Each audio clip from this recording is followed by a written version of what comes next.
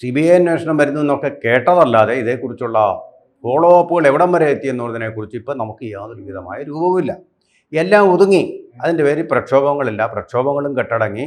ഇപ്പോൾ ആളൊഴിഞ്ഞ അമ്പലം പോലെ ആയിരിക്കുകയാണ് ഈ കേസിൻ്റെ ഭൂമികകൾ എല്ലാം. എന്നിരിക്കെ വീണ വിജയന് വേറൊരു കേസിൽ CMRL കേസിൽ പിന്നെ സമൻസ് കിട്ടിയതായിട്ട് നമുക്കറിയാം. ഒന്നല്ല, 2 ഏജൻസികളുടെ, EDയുടെ മാത്രമല്ല, കമ്പനി ഫ്രോഡ് അന്വേഷിക്കുന്ന ഇൻവെസ്റ്റിഗേഷൻ ഏജൻസിയുടെയും സമൻസ് കിട്ടുകയുണ്ടായി.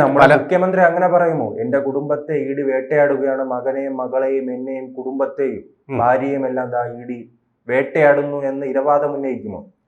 അല്ല, അതിനൊരു സാങ്കത്യമില്ലല്ലോ. EK നായനാരും മുഖ്യമന്ത്രി ആയിരുന്നിട്ടുണ്ടല്ലോ. അദ്ദേഹത്തിൻ്റെ മകനെ ആരും വേട്ടയാടിയിട്ടില്ലല്ലോ. VS അച്യുതാനന്ദൻ ഇരുന്ന സമയത്ത് പ്രതിപക്ഷമാണല്ലോ വേട്ടയാടിയത്. ഒരു പരാതിയും ഇല്ലാതെ അദ്ദേഹം ഇപ്പോഴും ഉണ്ടല്ലോ.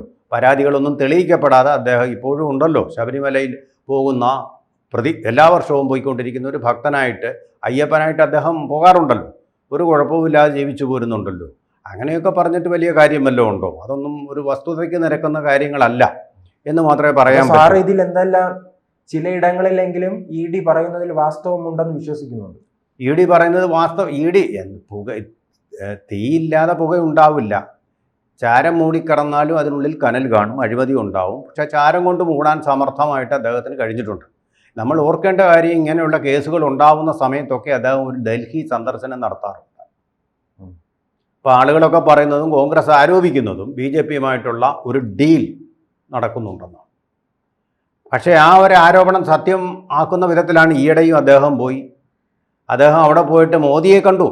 ഡൽഹിയിൽ പോയിട്ട് മോദിയെ കണ്ടിട്ട് വളരെ തിരക്കേറിയ സ്കെഡ്യൂളാണ് ഇപ്പോൾ മോദിക്കുള്ളത്. അദ്ദേഹം ബ്രിട്ടീഷ് പ്രധാനമന്ത്രി. കൂടുതൽ വാർത്തകളും വിശേഷങ്ങളും നിങ്ങളിലേക്ക് എത്താൻ ABC മലയാളം സബ്സ്ക്രൈബ് ചെയ്യുക, ബെൽബട്ടനും അമർത്തുക.